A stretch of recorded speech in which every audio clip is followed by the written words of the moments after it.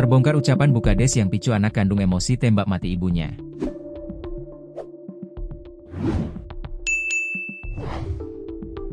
Peristiwa tragis terjadi di Oku Timur, Sumatera Selatan. Seorang anak kandung tega tembak mati ibunya yang menjabat PJS Kades.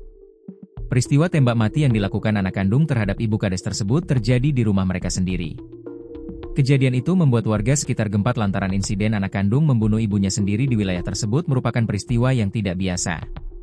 Penyebab anak kandung tembak mati ibu Kades lantas jadi sorotan karena berawal dari cekcok antara ibu dan anak. Dalam cekcok yang dipantik perkara utang piutang tersebut muncul ucapan ibu Kades yang diduga membuat anak kandungnya sakit hati. Anak kandung tersebut bernama Gusmadi Wiranata, 23. Sedangkan ibu kandungnya Heli Febrianti sebagai PJS Kades Desa Bangunrejo, Kecamatan Belitang II, Kabupaten Oku Timur, Sumatera Selatan.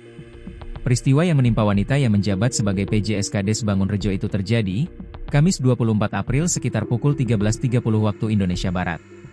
Kronologis kejadian bermula pukul 13.30 WIB, saat Heli baru pulang ke rumahnya setelah menghadiri resepsi pernikahan warganya di wilayah RT 003 RW 003. Rencananya, korban hendak melanjutkan aktivitas dengan menghadiri pembagian bantuan langsung tunai, BLT, di kantor desa.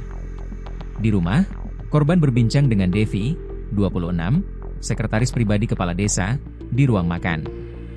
Tiba-tiba pelaku datang dan langsung menanyakan status utang piutang milik seorang warga senilai 3 juta rupiah. Pelaku bertanya apakah uang tersebut sudah dikembalikan kepada ibunya dan dijawab belum oleh Devi. Hal tersebut pun memicu pertengkaran antara pelaku dan korban. Dalam pengakuannya kepada polisi, Gusmadi mengungkap pertengkaran itu dipicu oleh masalah pribadi yang kerap terjadi antara dirinya dan sang ibu. Menurutnya, ucapan sang ibu yang menyakitkan hati membuatnya kehilangan kendali. Waktu bertengkar, ibu bilang, "Jangan anggap aku ibu kamu lagi, aku ini bukan ibu kamu lagi." "Saya sakit hati dengarnya," ujar Gusmadi dengan suara lirih di hadapan penyidik, Jumat, 25 April 2025. Usai cekcok, pelaku masuk ke kamar ayahnya untuk membereskan berkas-berkas di dalam brankas. Di sanalah ia mengambil sepucuk senjata api milik ayah, yang diketahui menjabat sebagai kepala desa setempat. Dengan emosi yang belum stabil, Gusmadi mendatangi ibunya dan melepaskan satu tembakan yang mengenai paha kanan korban. Korban yang berstatus sebagai aparatur sipil negara, ASN, tersebut pun tergeletak bersimbah darah. Meski sempat dilarikan ke Puskesmas Purwodadi dan kemudian dirujuk ke RS Caritas, nyawa korban tak tertolong. Ia dinyatakan meninggal dunia saat dalam perawatan. Setelah penembakan, pelaku melarikan diri ke belakang rumah dan membuang senjata api tersebut di dekat kolam, yang kemudian ditemukan oleh tim kepolisian saat melakukan penyisiran lokasi.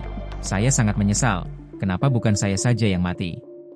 Saya sering bertengkar dengan ibu juga sering bertengkar dengan papa," katanya.